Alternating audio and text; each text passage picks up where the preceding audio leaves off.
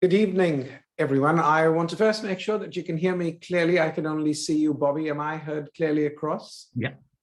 Thank you. Well, good evening, ladies and gentlemen, wherever you've joined you, I hope from different parts of the world, but certainly from around here in London.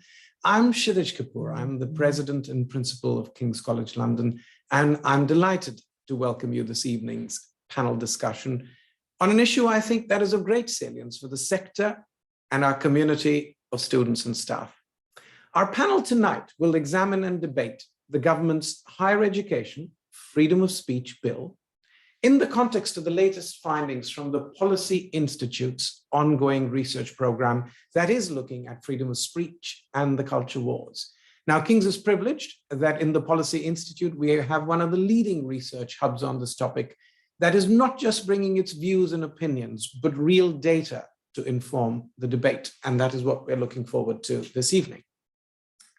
Now, I thought before I land you in this debate, I might take the liberty of sharing a few personal thoughts on this topic. And I should clarify, I speak here in my personal capacity and not as King's College, the corporation.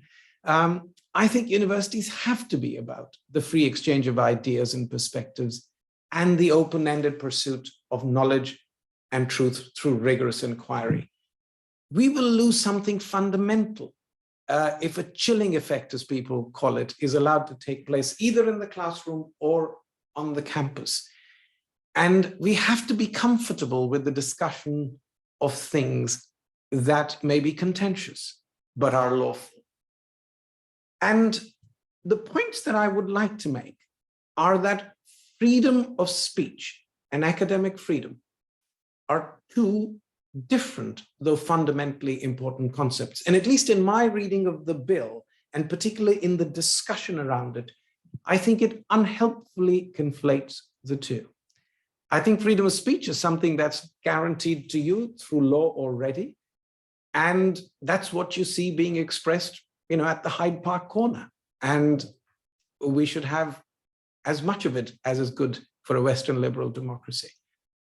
And there is no question that the same rights that are available to you, at Hyde Park Corner should be available to you within a university, but a university is not just yet another speaker's corner. I think what distinguishes a university is the concept of academic freedom.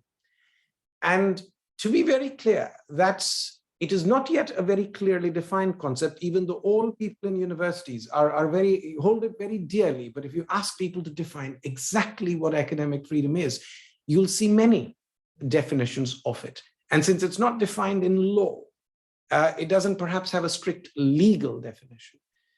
But I think what all of us would agree that academic freedom has a scholarly dimension and a context. Academic freedom is the ability to speak and express after you've conducted rigorous, methodologically sound scholarship, and ideally have it peer reviewed, or you're offering it for peer review. So we have to be clear that we don't take academic freedom just to be the freedom for an academic to say anything about anything they feel. Well, if it is covered within the freedom of speech or freedom of expression, it is their right as it is of any other citizen. But if academic freedom is to have any special meaning, if it has to have any special rights that accrue as a result of it, it has to be tied to a scholarly dimension and the context. And it's important that we not confuse the two. And I think it's important, therefore, that when we engage our students, they understand this nuance. But more importantly, that they understand, and I think this is where I personally believe universities need to do a better job, is helping our students understand the freedom of speech rights of other students. We have to encourage tolerance for this from other students and staff and visiting speakers. And in some sense, we've got to prepare our students for the world outside by making our campuses safe places for disagreement rather than safe from disagreement, as people have often said. Now, bringing all of that to the bill, there is clearly polarity of thought. some who would feel that the bill is necessary and needed to set this right, and some who think that it's an overreach that will only lead to more bureaucracy and not really help with freedom of speech and freedom of expression. And I think this is what the data and the debate that will follow will probably lay out. What to me is certainly concerning is an aspect of the bill that leads to a civil tort. Because even if there is a piece of work to be done about freedom of speech and protecting it and promoting it further, I really do wonder whether going directly to the courts is in the best interest of that, or whether that might actually quite counterintuitively lead to a compliance culture that inadvertently deters our staff and students from organizing extracurricular events. So with that very brief introduction and a bit of an overview that touched different subjects, I'll hand over to our chair, Lord David Willits, who in addition to being known to many of you as a former Minister for Universities and Science, is a visiting professor in the Policy Institute at King's. So a welcome to you, David, and over to you to lead the rest of the session.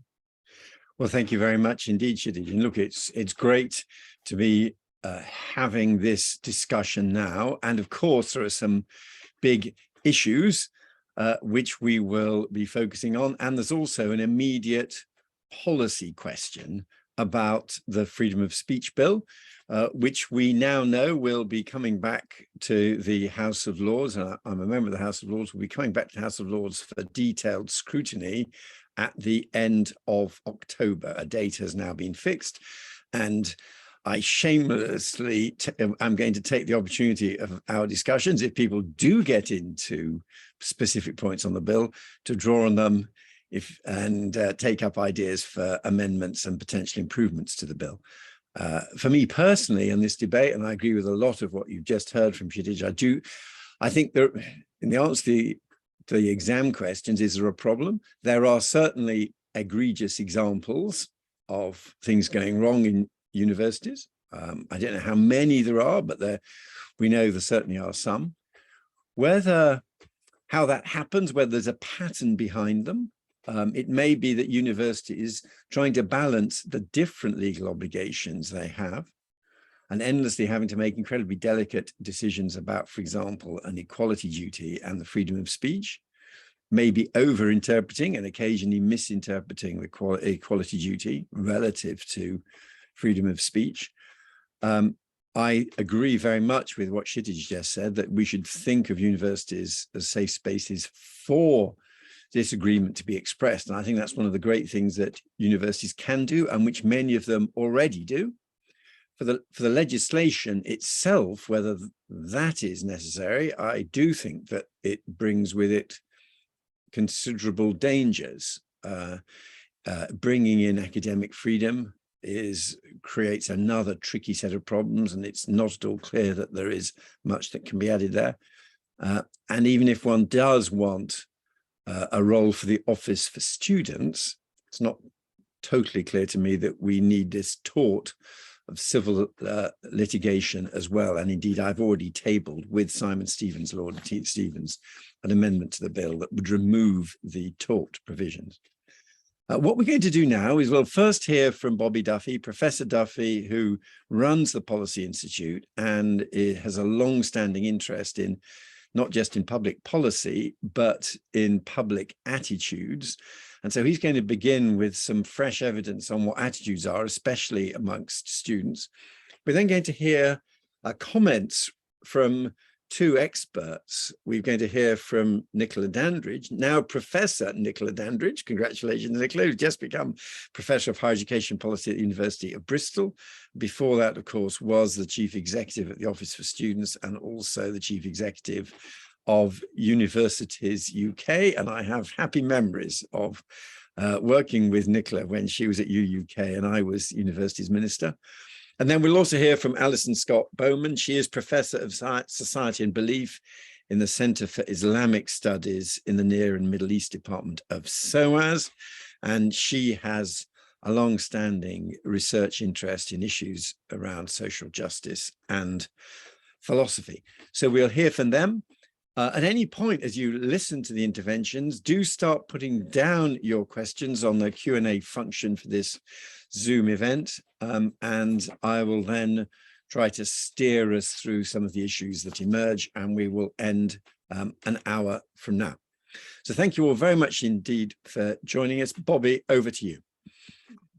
Great. Thank you very much, David and Shitij, for that introduction and setting the scene. So I'm going to look, as we say, at this two new studies actually that we've done, one among students and one among the public, but I'll also be drawing on wider work, other great work in the past from HEPI in similar sort of space, and our own much broader work on culture wars, as Shitij outlined. And I think that culture war framing is very important, because in these types of cultural change issues, there are often two utterly opposing views of things, as Shitij described. There is certainly a school of thought about what's the fuss, that there's too much fuss being made about these types of issues, and we are actually in the middle of our own little live experiment on this, because we released our findings today for the survey, and you've got utterly opposing interpretations of it in different parts of the media. So the Guardian's headline on our results today is that most students think UK universities protect free speech, says our survey. And that is right. That is a fair interpretation of part of the survey result. So when you see things like, to what extent do you agree or disagree that free speech and robust debate were well protected in my university, you do get 2/3 of students who agree with that in our 2022 survey, pretty similar to the 2019 study that we did, so that's holding up.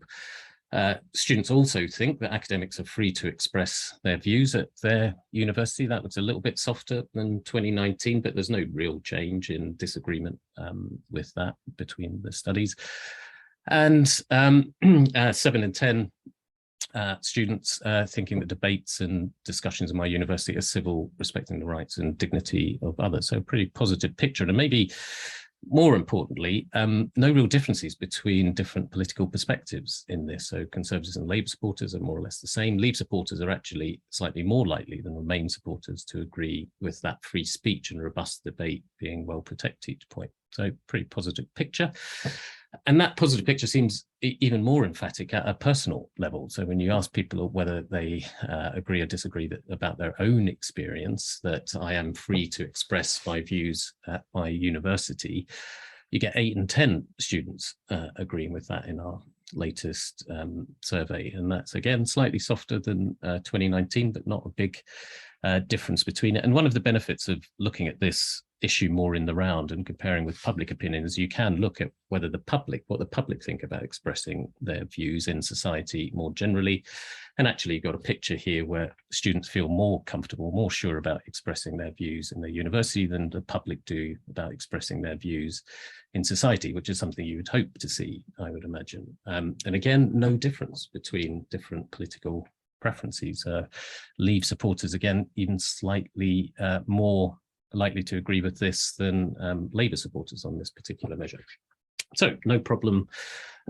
Is that the full story? Well, no, that's only one side of the story, and there is a chillier interpretation, which again, different parts of the media have picked up on our survey results today with very different headlines and interpretations of it. So the Mail, their headline for the same survey results, bear in mind, this is the same study, same press release gone to everyone, but the Mail's interpretation is 1 in 3 students say free speech on campus is under threat and open debate is being affected. Telegraph say Conservative students unable to openly talk about their views on campus. And again, both of those interpretations have a strong aspect of truth in them. They are correct interpretations. And you can see that in a few of the findings. So there has been an increase in the minority, it's still a minority, who say they've heard of free speech being inhibited in their university. It's still a minority, but it has changed a fair bit between our two studies just in the last 3 years. So we've gone from 12% in 2019 saying that they've heard of instances of free speech being inhibited in their university very or fairly often, up to 26% of students now. So that's a quarter of students saying that. And we do start to see more differences between political preferences in these types of measures, with Leave supporters in particular more likely than others to say that they have heard of these types of incidents. And we slightly wish that we'd ask more detailed questions on what type of incidents or inhibitions people were thinking of here, but we can get a clue. We did ask a lot of other questions around this, and you can get some idea of the types of changes people are thinking of from some of those other questions. For example, students are increasingly reporting that controversial speakers are being avoided at their university from their own perspective. So students are avoiding inviting controversial speakers to my university because of the difficulties in getting those events agreed. And that's gone from 38% agreeing with that in 2019 up to 48% now. So again, half of students saying that that is a thing that is happening in their university, quite a big shift. And also, again, a relatively big difference between different political preferences, with Leave and Conservative supporters this time significantly more likely to say that that's the case for them. You got 3/4 of Leave supporters saying that that is the case, their perspective on the case. Although worth noting that you've still got 40-odd% of Remain and Labour supporters saying that that is the case too. It's not just from one side of the perspective. And then that reflects and is reflected in a general increase in the sense of threat to free speech in universities among still, as we say, a minority. We asked about different sorts of freedoms in this question: academic freedom, free speech, freedom to protest, and freedom from hate. But just picking out the free speech element of it, how threatened students see that in their university today, that has also increased relatively significantly, from 23% saying it in 2019 up to 34% saying it now. So you've got a third of students saying that's the case. Of course, again, looking at this in context and how universities relate to society overall, it's worth noting that students think free speech is much more threatened in UK society as a whole than it is in universities. And we've got over half of students saying that society is threatening that. But again, you come back to the point that that is not the bar that you'd want to set for universities. You'd want to set the bar higher for universities in our ambitions for them. And then the final question in this little section of this side of the debate is that there is increasing fear of disagreement with peers in universities, stated fear of disagreement with peers in university. So agreement with, I am unable to express my views in my university because I'm scared of disagreeing with my peers, has gone from 1/4 up to 44% now of students saying that's the case. And you may, if you remember the earlier survey, when we said 8 in 10 students say that they feel free to express their views in university, you may think that's a bit of a contradiction, but I think what it shows is how sensitive to context people's responses and feelings are on free speech issues. So if you frame it in terms of disagreement with their peers, that does seem to increase people's sensitivity quite a bit. And you'll see that throughout. I'll come back to that later about how important context is to how people feel about these types of issues. And then again, we did ask this of the general public, and the general public are actually almost identical to students in terms of their views about fear of expressing their views because of how disagreement with their peers. But again, it comes back to that point of we should be expecting students to feel more comfortable. Surely we want students to be feeling more comfortable about disagreement with peers, because that is the context in which we want to support free and open inquiry into difficult subjects within a university setting. That is a key task and objective for university. So being the same as the public on this is not where we should be settled. So it does seem overall then that that there have been shifts in people's perspective, students' perspective of free speech within universities. And that immediately raises the question of what's causing that. Are these shifts caused by differences in student perspectives? Do we have a different kind of perspective among a generation of students coming through that have got different standards or thoughts on these types of things? Or is it a different context that we're living through? And as someone who's done a lot of work on generational differences and the myths and realities in those, this is the distinction between cohort and period effects. Do we have an unusual cohort, different cohort coming through, or is the context changing? and that has shifted. That explains some of the shift over the past few years. And I think good evidence for, again, both of those interpretations, but it's important to understand the balance between them. And we can see that the starting points for students and the public are quite different on lots of social issues. And this is a question that we asked across a whole range of different issues, but I'll just pick out a few. And we said to people, when thinking about each of these issues, do you think people in general should feel free to say what they want, or that people should be careful not to offend others when talking about these types of issues? And the orange bars are at the end of the spectrum that are people should be free to say what they want. Blue is we should be careful not to offend. You can see public tend to be more comfortable with people being free, people freely expressing their views on Brexit, 6 and 10 versus 46% for students. But that's repeated. That's a pattern that is repeated throughout, where whether it's Brexit, climate change, or things like British Empire, you will tend to see that students are more at the end of the spectrum, and you should be more careful not to offend. But not completely different is the key point here. They are a bit more in that direction, but it's not a completely different sort of population, a snowflake generation who are just interested in offence, avoiding offence with people. There is a difference there. There are other findings in the survey that do show how this actually applies itself, this increased sensitivity applies itself to particular situations. So it is the case that 41% of students agree that if staff teach material that heavily offends some students, they should be fired, which seems like quite a strong perspective on this. But it is also worth bearing in mind that 26% of the public agree with that too. So this is a general thing, general perspective, where it's more marked among students as opposed to being completely different among students.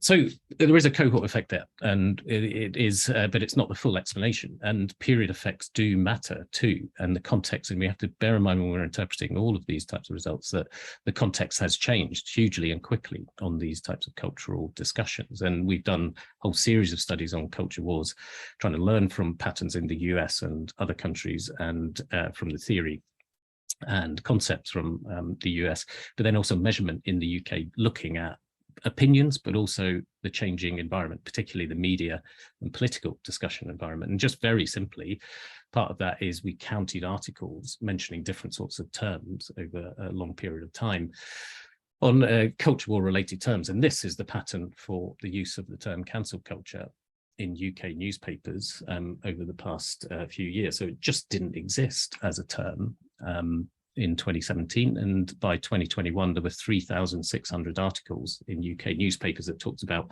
cancel culture in the UK, and that does affect the context in which people are sensitized to different sorts of issues. And we've gone from 24% of the public to 38% of the public saying that they've heard a lot about cancel culture in just that 2-year period. And there's lots of discussion in the US about the extent to which this increased focus on cultural disagreements and culture wars more generally is created top down or is bottom up. And the reality is it's a mix of both. It is, but how you talk about these issues in the media, in politics, does affect the context and how sensitized people are to it. So it's both of those types of effects. So the final bit is, I guess, my overview of my interpretation, trying to be as balanced as possible in those two opposing worldviews that you see on these types of issues, is that it's not as bad as sometimes made out in some of the commentary around this.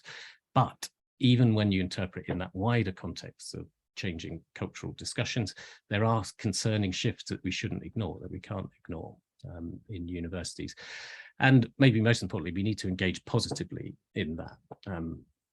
As well as look at compliance and regulation. But the free speech bill is going to be an important part of that response. So we did ask some questions of the students about the bill itself. First of all, awareness of the bill, and perhaps not surprising, not huge awareness. Students have lots of things to do. But you still have 8% saying they've heard a lot about it, and 24% saying they heard a little, but half the people never heard of it. But the main reason to ask about it was to test levels of support for it. So we gave a description of the bill in terms of its main measures, and some of the pros and cons, the most common pros and cons that have been put about the bill, and asked people, both the public and students, whether they supported or opposed it. And it's quite a high level of support across both populations, 6 and 10, actually saying that they would support it. Now, I am, by background, I am, as David said, a survey geek in many ways. And from a methodological point of view, you have to be really aware of pseudo opinions, as it's called, on these types of issues where awareness is really low. And there's lots of great historic methodological experiments in surveys where people make up fictitious bills and get people to give them opinions on it. So you will get a third or half of people giving opinions on Public Affairs Act that doesn't exist, or the Metallic Metals Act that doesn't exist, which is one of my favorites. So you have to be aware of that. But to balance that, though, there is a natural suspicion of government in the public and in student body in particular. And we framed this very much as a government bill that is coming through.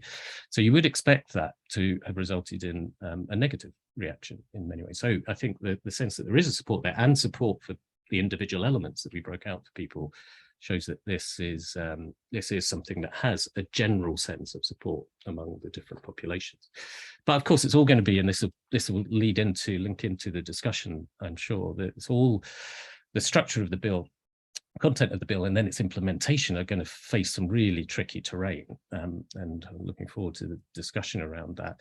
But I'll just show you this question, which I found very interesting from the study, that shows how nuanced and related to both content and impact free speech is, just from this question that Finlay Malcolm, a researcher worked with me on this study, helped design. So we just put it to people that it's important to universities to allow for all ideas and opinions to be expressed, and then in different sorts of situations. And then if you say to students, so that all sides of the debate can be heard, or that to enable free and open inquiry, nearly everyone will agree with that is a good thing. All opinions and ideas should be expressed. But if you start to add caveats to that of different sorts, even if they are immoral, that does affect people's support for it, even if they're factually incorrect, that affects support. And then the thing that really collapses support, the things that really collapse support, is even if this means some students feel threatened, or if some students feel unsafe, very different perspective if you put those types of caveats or conditions on it.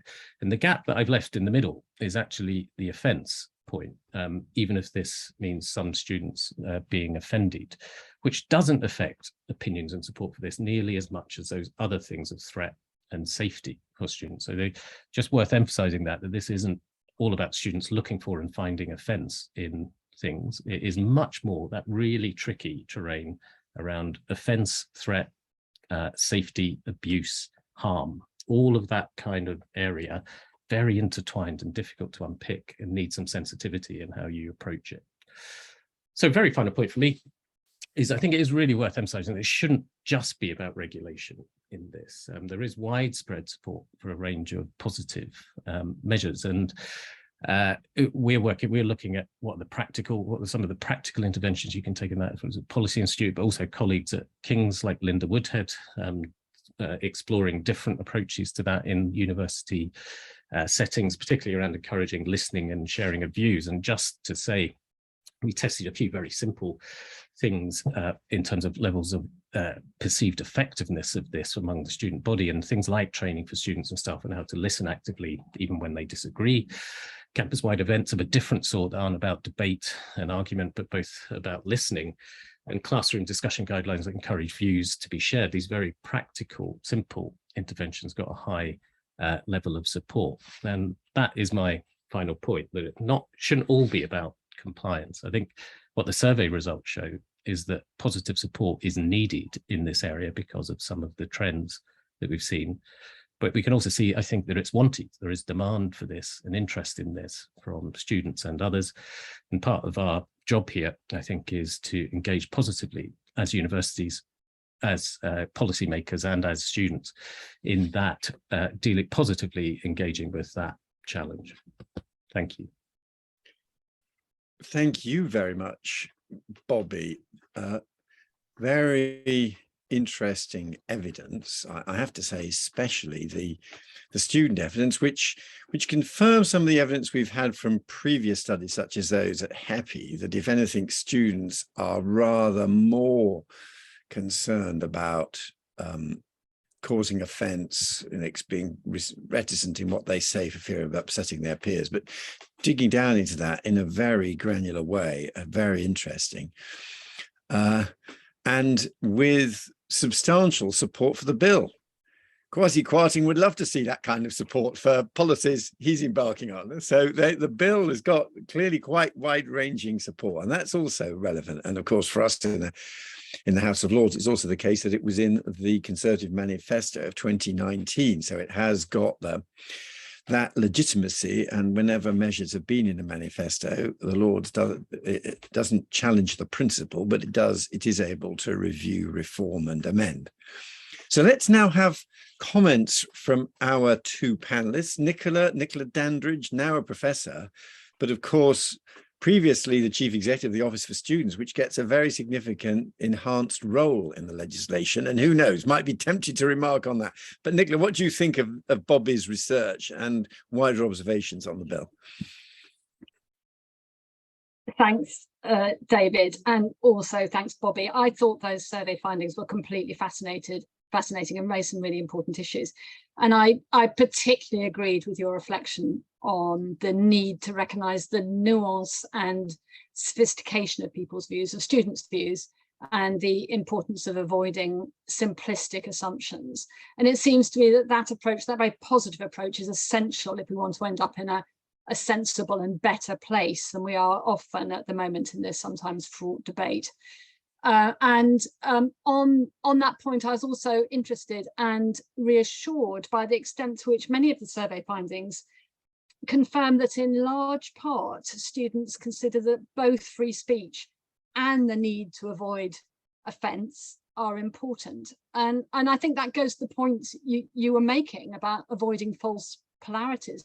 And probably all of us share that view, that freedom of speech and in some respect and avoidance of discrimination and equality and all the rest of it are both essential. The challenge is the practical one of how we secure them both without undermining free speech. And it's a very considerable challenge, but just because it's difficult doesn't mean it's wrong. And focusing on the practicalities of securing both seems to be the right way forward. Anyway, look, there's 3 points that I wanted to make this evening in response to the survey findings, but can I preface this by reiterating that I am speaking entirely in my own capacity and not in any sense in an ex-OFS role. The OFS will have their own thoughtful and informed responses to the bill, and this evening I'm speaking only for myself. I should actually say, David, I'm not technically starting at Bristol, so I'm not technically a professor till next week. So I'm in this wonderful sort of free falling space where I can say, just speak for myself for the time being. I should say when I'm at Bristol, I will do that as well. But in any event, just for the record. Right. Anyway, my first point, as you said, Bobby, the survey findings paint a complex picture with students in large part supporting free speech and, surprisingly, the free speech bill. But you also note the evidence of the growing intolerance and chilling of free speech. And it's interesting the way the media have responded in the different ways, in the ways that you've described. But I can't help but look at the pace of expansion of the chilling side of things. The findings that although 2/3 of students, as you say, think free speech is and robust debate are well protected in their universities, 13% think it isn't. And actually the gap of 20% or so, whatever it is in the middle, presumably aren't sure. I can't look at that given the fundamental importance of free speech for all the reasons that Shitij and David have, and you have described, and just not be concerned about that. That's a worrying high number, and combined with the trend of the increase, I think we have a problem here. And likewise, the figures suggesting that students have heard of incidents where free speech is inhibited going up, controversial speakers not being invited, and so on. And although the findings point to challenges often taking place within the university, you then get the one that you pointed out, the 41% who think that academics who teach material that offends should be fired. That's the finding that really stood out to me, and I found that quite alarming. So combined with the trend over time of a very rapid increase in intolerance over a short period of time, and the contrast between your 2019 and 2022 findings, I think we do have a problem that we can't and shouldn't gloss over. I think some of it is attributable to a misunderstanding as to the reach of equality legislation. We are here talking about free speech within the law. It's always been that, and it always will be under the bill. The bill doesn't make unlawful harassment acceptable in the face of free speech. So then, to that extent, free speech is not and will not be absolute, and it's constrained by equality legislation. And I think that causes a lot of the confusion here. But on the other hand, these are not isolated findings. David mentioned the HEPI report. There's the evidence that were given to the Parliamentary Public Bill Committee last year. There's the Policy Exchange report. There's UCU evidence, and so on. This is a repeated drumbeat of evidence suggesting that we have a concern. So anyway, in brief, I think there is a real danger of ignoring that negative percentage and saying that everything is fine. Not that you are, but I do think we have to do something about this. And I think it does require a new approach, which is why in broad terms I am supportive of the objectives of the bill. But it has to be an approach that recognises the nuance of people's views and context and circumstances, and doesn't, in particular, undermine hard-won principles of equality and freedom from unlawful discrimination as embodied in the Equality Act and the Public Sector Equality Duty. I think that needs to be reiterated and reinforced as we go through with our discussions about the importance of the bill. That's point one. Point two, the question for me therefore becomes not whether or not we need the new legislation, because I think we do, but what that should look like. And I think we need something that is legally enforceable in a direct and specific way. So at the moment, we've got the very broadly framed duties, for instance, under the Section 43 under the Education Act 1986.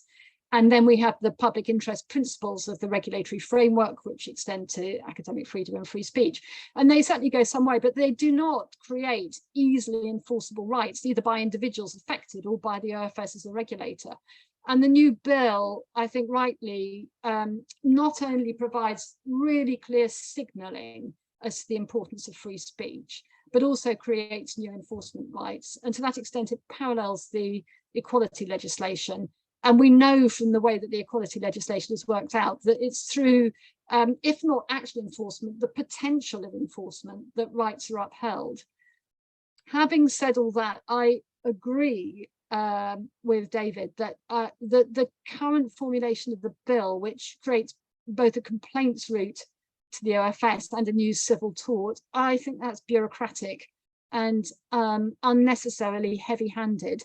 And I worry about the huge volume of litigation that could be created. And so I was really encouraged by what you said, David, about putting through an amendment into the Lords about having, I think you said the complaints route, not tort. And for what it's worth, I think that probably is the right way forward. I think complaints handling powers for the OFS is the right and proportionate route to go down, rather than the creation of new statutory tort. And if it were to be implemented thoughtfully alongside guidance from the new Director of Academic Freedom and Free Speech, who will be able to take into account exactly the nuance and complexity of context, then I think we have the best chance of making this a success. My final point, as I said right at the beginning, I agree with the students in the survey findings who consider that both free speech and equality and respect are important, and they shouldn't be set in opposition to each other. And I should say I'm going to focus a bit on equality, because that is so often the cause of the complexities and the counterbalance to free speech. And it's often a desire to protect and promote equality, particularly in relation to personal identities and characteristics, that creates the tensions within free speech.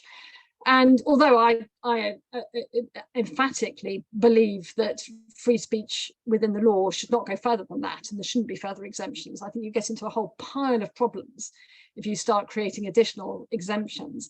Nonetheless, the boundaries between free speech and what the law says about equality is extraordinarily difficult to resolve, and a very context specific, which is why I think the new Director of Free Speech will be able to add considerable value here in mapping out the guidelines. But I think my point is more subtle than just one of mapping boundaries and guidelines, because I don't believe you can have genuine free speech without equality. It is not genuine free speech if, for instance, minority groups feel unable to contribute to the debate, or if you don't have they don't have the confidence to do that. To secure genuine free speech, we need to be proactive in ensuring different views are heard. And so you don't just end up with the confidently expressed views of the vocal and privileged majority. That's not to say that in a debate you have to secure balance, whatever that means. It's an impossible chimera. In any event, different people will locate the fulcrum of the balance in different places.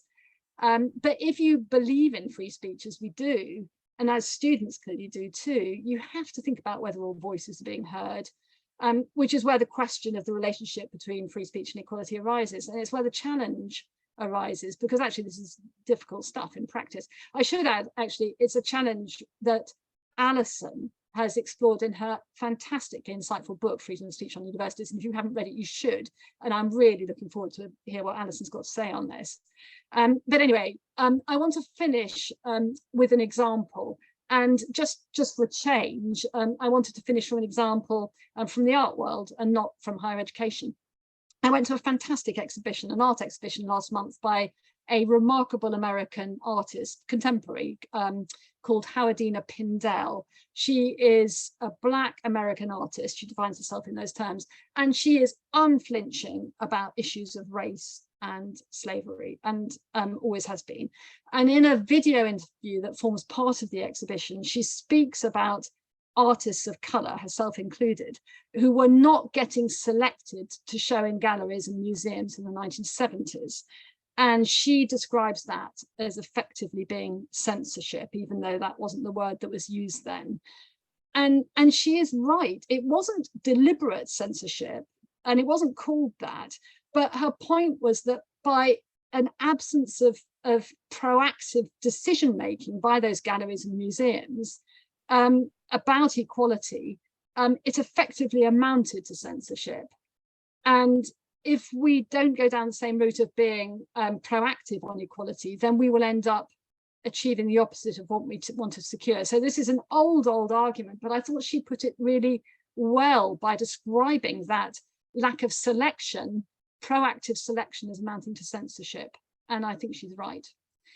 So to conclude, I think we do have a problem of free speech on campus. I don't think we can ignore it. I think it's the intolerance is getting worse, and I think we do need new legislative or regulatory tools of some sort to tackle it.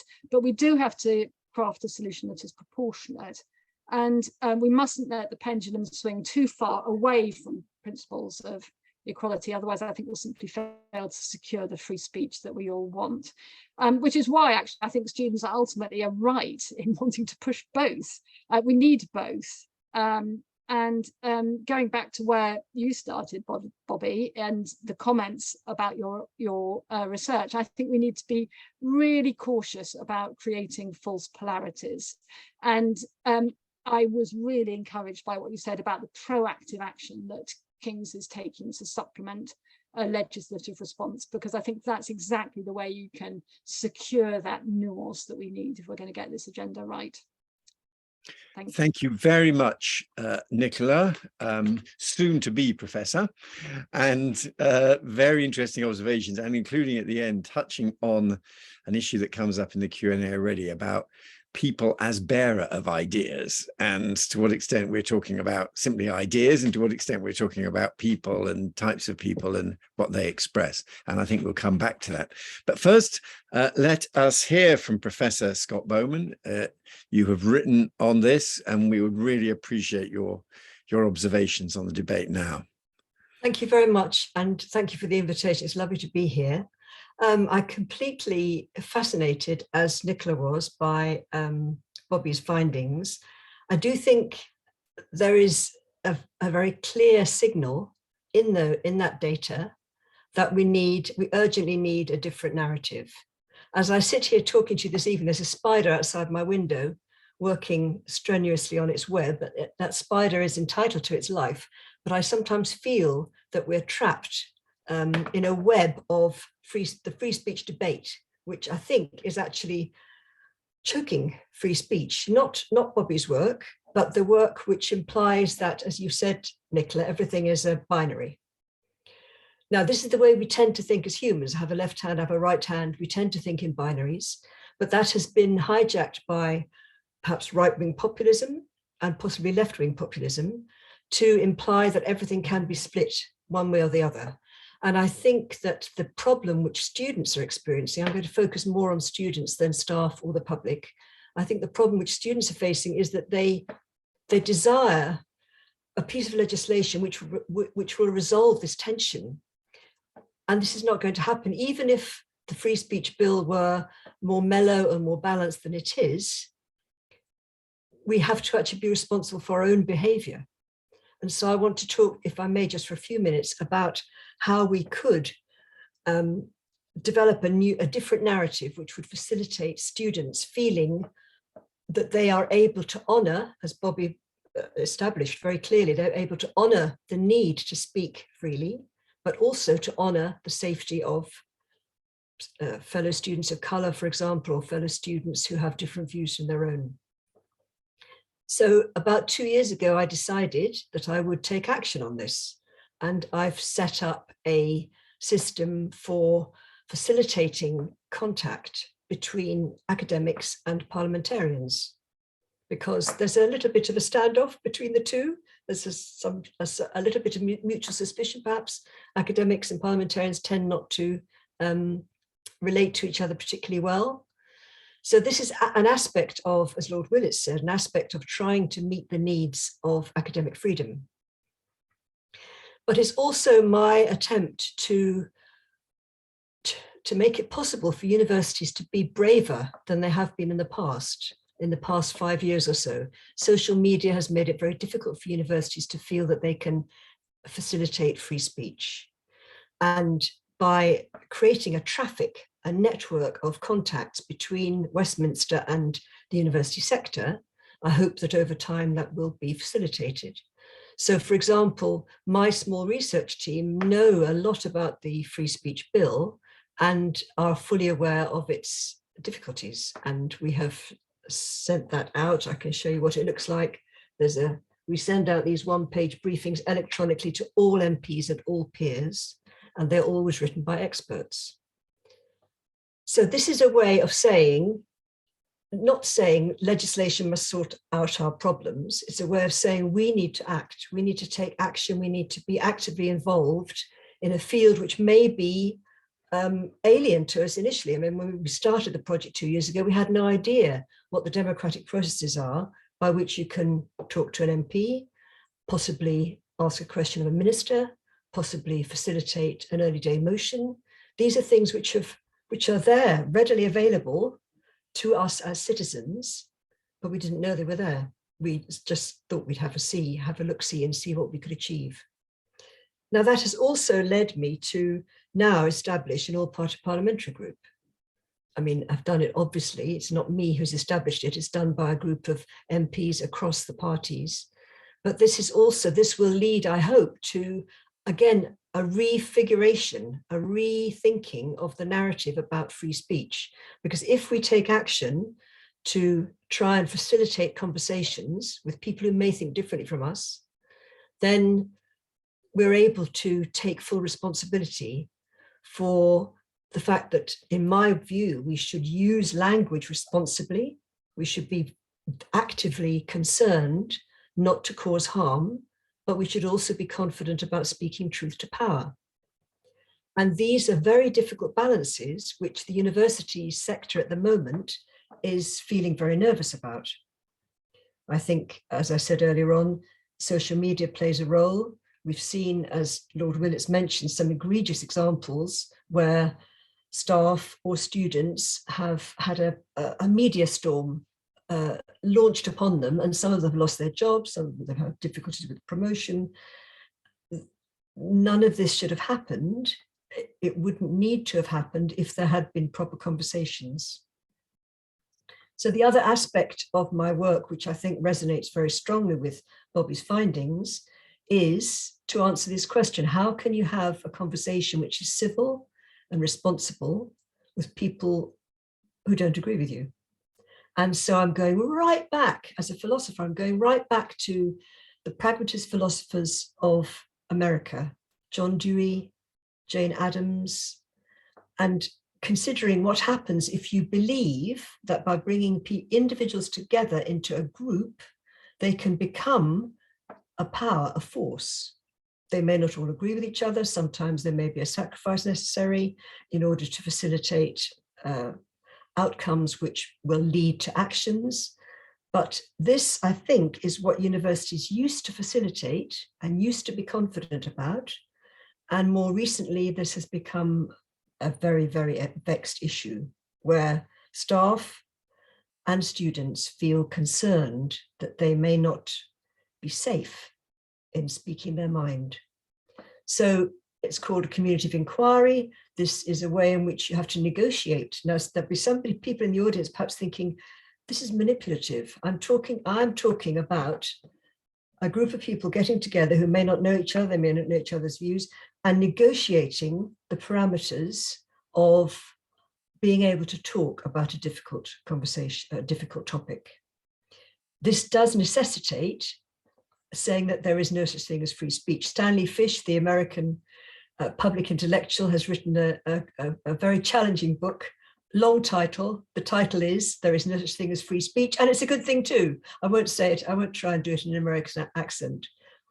I think he's right, because free speech is always contextual.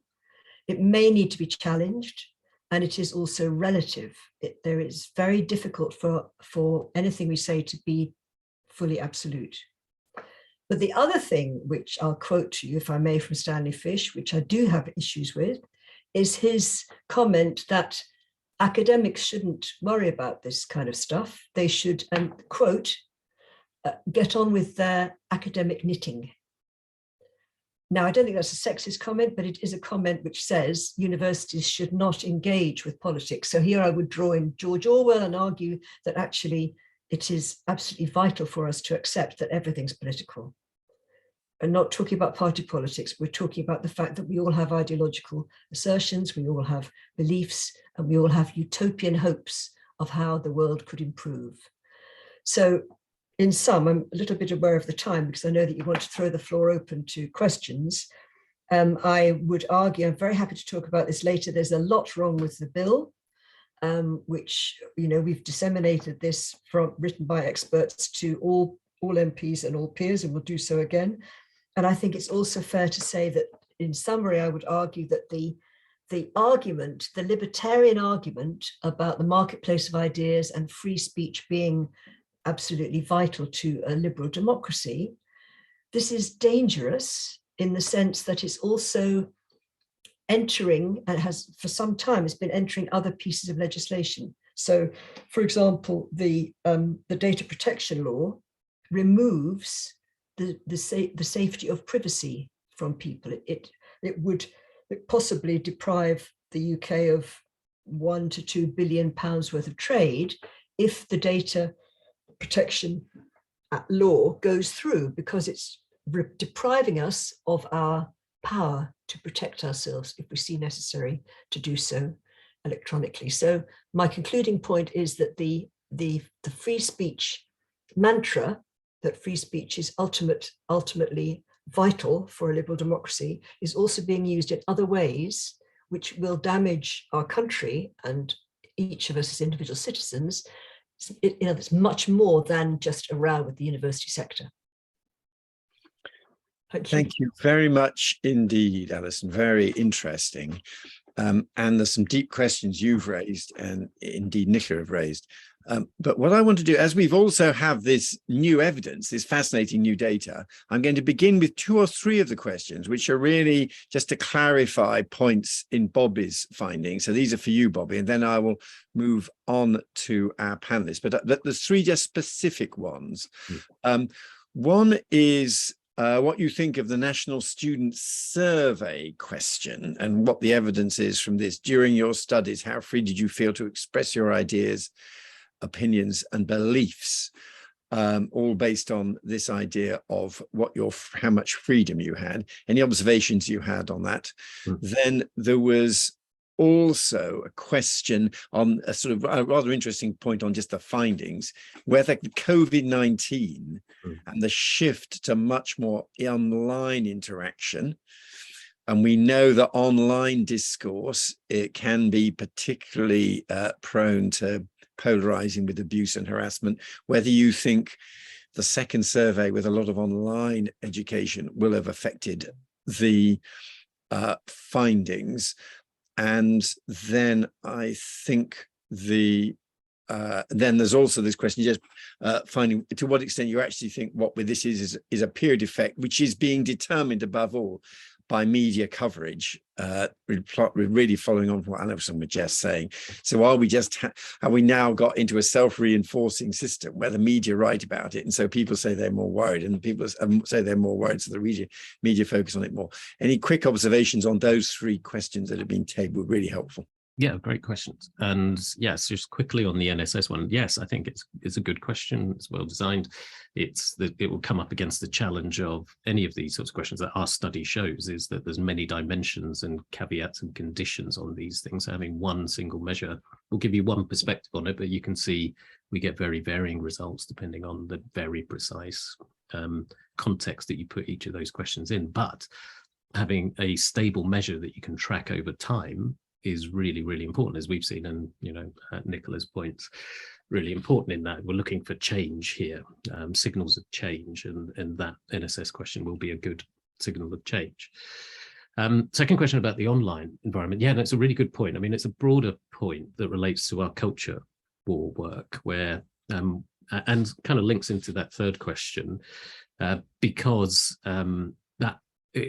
from our culture war work, what we see when we segment the public, this is more among the public, on their views on culture change issues, you get a much more balanced and nuanced picture than you would expect from what you see in the media and social media, where we've got, you get a quarter of people that would be classified as traditionalists on culture change type issues, a quarter of people that would be classified as progressives on those kind of culture change issues. But then the biggest group is the moderates of who are somewhere in the middle between those two. And then you always have 1 in 5 people who are completely disengaged from these types of discussions and topics in any case. But we only ever hear in the online discussion, particularly social media and online mainstream media, from the slithers of the edge of each of that progressive and traditionalist narrative. And that's built into the system. The information system does incentivize extreme positions. That we know that it travels further and faster the more emotional and conflict-based these types of discussions are. So yes, the extent to which, whether it's COVID driving that, or whether that is also part of a larger trend in our information environment, where more of our lives are spent online, not just teaching, not just the student experience, but more generally, I think that is a really important trend, which does lead into the third question, is that it is a mix. There is, and these things are not completely hermetically sealed, because obviously what's happening in the period affects the cohort. So if the context is changing, that has a cohort effect on people, particularly because young people are in more formative years where they're being their values and identities are being shaped more markedly than people who are older. So the fact that we've got a different sort of information environment, a different focus on culture change is going to affect that group more and create a kind of cohort effect within that group. So these things interplay between each other. It's like it's a fool's errand to try to completely separate cohort, period, and life cycle effects, because they all have a role to play. but I think in all of those discussions, the relevance for this is the conclusion from the slides, is that yes, there's been a change in the environment. Yes, this has been bumped up into people's attention through the media, but this is where we've ended up, and that still means we need to act on it. One of the most important things for this discussion and from the Culture Wars work more generally, from my perspective, is it's the process of the discussion that's as important as the objectives and the outcomes. It's about how we do these debates is just as important as what we're debating or what we decide in the end. And it's that's the thing we've got to fight against. And that's why I see this discussion around free speech in universities is vitally important, not just for its own outcome, but for how it sets a tone for one side or the other. It's one of the very many examples of how we've got one side or the other, when actually the reality is much more in the middle. Thank you very much. Now I'm going to turn now to our two panelists and put to Alice and then Nicola a question from Alan Sokal, who I'm assuming is the Alan Sokal, the ruthless mocker of various postmodernism. But anyway, the question I think gets to the heart of kind of what one might regard as the classic liberal position. He cites Salman Rushdie and say, surely there's an important distinction here that Salman Rushdie makes. One must show respect for people and of course avoid discrimination, but one need not show any respect for their ideas. And this gets to the heart of the issue, and where I do myself actually do think attitudes are changing, and views that perhaps in the past one just challenged as views are increasingly seen by many students as part of their identity, and therefore challenging the views is somehow challenging them personally. Now, is this distinction that Alan Sokal and Salman Rushdie make one which we could and should make in a modern higher education institution or not? And if we can't make that distinction, aren't we going to inhibit the functioning of the university? Now, Alison, you've written on all this. How do you respond to that challenge? And then Nicola. Thank you. Okay, so taking it as a pragmatist would, I think, when I was at university, there were a few 100,000 of us, and we were mostly white, and a lot of us were middle class. Now, in this country, there are over 2 million, and they are much more representative of the wider world. So that means that any class I might teach may contain people with views that some people in the class don't understand, don't know about, I wouldn't even know how to ask about, and might not like if they did hear about them. So Lord Willet's, Alan Sokal, I think the issue is that things have changed even since Salman Rushdie's difficulties some years ago. I think things have changed in that we need to make more capacious understanding. We need to be more understanding of views which we dislike and views which we don't understand, because they're not going to go away. Now, I would also add, if I may, that there are indeed, and I sense this came also in the question as you brought it to us, there are indeed situations where students are becoming drawn into a sort of rabbit hole of identity politics. And that is very hard to deal with. But that's all the more reason, when it's an extreme and egregious example, that's all the more reason to have discussions, to talk, to try and work things out, and not to take no for an answer. If a student were to argue that a certain topic is off limits and cannot be discussed, I don't find that acceptable. So that, coming back to Sokal's question, maybe that's the only thing in this current situation that I find unacceptable. If somebody says to me, no, you can't talk about this because it will inevitably cause trauma and hurt, I think that is not going to allow us to develop and to continue developing as a civilization, which we have to do. Yeah, I think that final statement is a very important reminder of what a university has to provide. Now, Nicola, what are your comments on this challenge? Well, I largely agree with what Alison has said. And it goes to some extent also to Bobby's point about looking at the process and the context in which the debate is taking place. And there you do have the potential for separating out what people are saying from who they are and dealing with them differently. So you don't compromise on the substance, but you do think about how you structure the debate and the context in which people are speaking. So to that extent, I think Salman Rushdie's distinction is right. I think the difficulty is it's extraordinarily difficult to separate out, as Alison said, the person from their ideas. And so although I agree in theory, I think in practice, the two are just so enmeshed that it's not quite as straightforward as I think it sounds. So I suppose I agree with the principle, but I think in practice, you can't separate them out because ideas, again, reflect someone's identity. Right, thank you. I'm now going to turn to kind of what universities can or should do. And I'm going to ask you first, Nicola.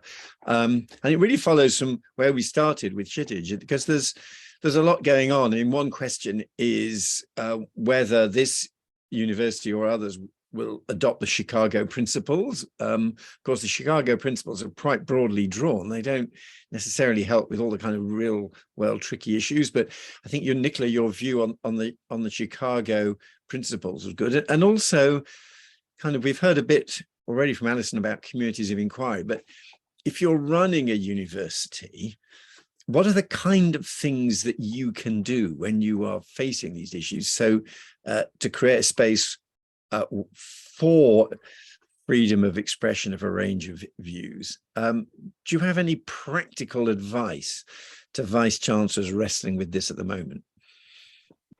Well, I think there needs to be much more discussion about these difficult areas where freedom of speech hits up against other priorities and concerns. And I don't underestimate how difficult that is, but the solution is not running away and avoiding it. I'm not suggesting that universities are doing that, but I think there needs to be renewed energy and focus on structuring a context in which these sorts of discussions about really problematic issues can take place. And that, I think, is why the bill can assist, because it provides a framework within which those discussions can take place. At the moment, we've got quite extensive, I'm going back to the equality example, we've got quite extensive framework for engaging with equality issues. And there's a bit of a dearth of framework in relation to free speech. So I hope that the bill and all that goes with it will enable exactly the sort of constructive, nuanced, thoughtful engagement that Bobby has described taking place at King's. And I think we need to see that taking place across the sector, including in relation to difficult areas in conjunction with students and staff and other stakeholders. I don't think that's happening at the moment, David, to the extent it should. Yeah, indeed. And of course, it does look from some of those, what I refer to as the egregious cases, there's also an issue where there is some genuine misunderstanding of what the equality duties are, especially with regard to transgender people, which may be affecting the balance that has to be struck between the equality duty and freedom of speech. Can I just come back on that, yes, David, very quickly? Because I think it was something that was really interesting about the recent HEPI survey, that they asked about students' views on discrimination. And I think that was understood, I don't know, but I think it was understood by the students as referring to unlawful discrimination, which of course is unlawful. But you also have discrimination which is not unlawful.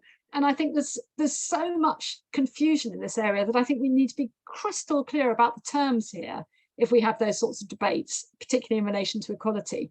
And it's the same with trans issues, hugely contentious. There is misunderstanding about what the law actually says, and that's why some universities have got into difficulties on this. So I think having clarity about the law has to be the starting point, and clarity about the expressions we're using. And I did actually see that someone quite rightly picked me up actually on eliding offence and discrimination, and my answer to that is I totally agree, but I only had 10 minutes. Right. Now, thank you. Alison, you've talked about communities of inquiry, which is a very powerful concept. If you're a vice-chancellor trying to apply your insights, have you got any advice from your own practical experience about that in a university context?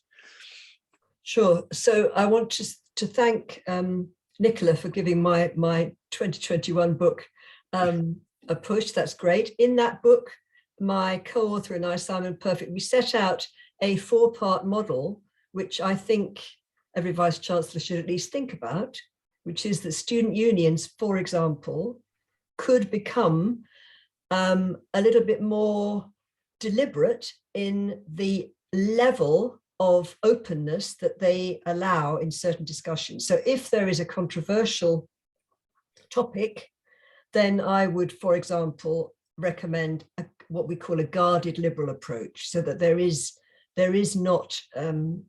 care taken for the views of those who may not be fully represented.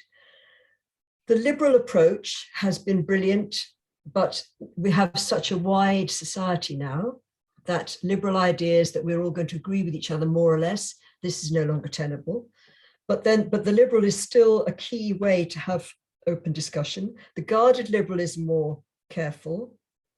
The libertarian, of course, is what we're seeing, I think, really in the Free Speech Bill, which is a much more open privileging of the idea that we should be able to speak freely, even if we cause offense, as long as it's legal.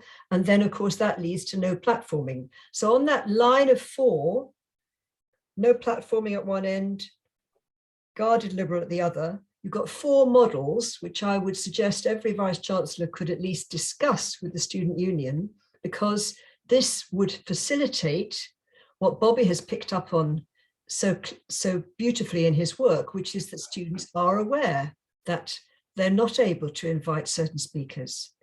And they know that if they tried to invite them, they might be dissuaded from doing so. So this would facilitate an improvement in that aspect of the climate. Thank you very much indeed. I'm sad to say that our discussion is about to be stopped by the ruthless intervention of Zoom webinar rules, which suppresses debate ruthlessly in 2 minutes' time. So we're sadly not going to have time to get into academic freedom, which Shitij touched on at the beginning, and where we had some very interesting questions. That will have to be a debate for another day, and we must then hope to involve Professor Liviu Matei, who is now at King's, who has a close interest in all this. I'm very grateful to our 2 panelists for getting into such delicate territory with such skill and wisdom. Bobby, as always, you bring fascinating new empirical evidence to debate. We're very grateful to you for that. And we're grateful to the principal of King's for bringing us together and hosting this debate. And I'm sorry that we weren't able to put all the questions that were identified. They're a rich and very stimulating collection, but there's just not going to be time, as we will be turned off any second. Thank you all very much indeed. We at King's will be pursuing this debate in many ways, and I'm sure they will be in higher education institutions across the country. Thank you all very much indeed. Thank you.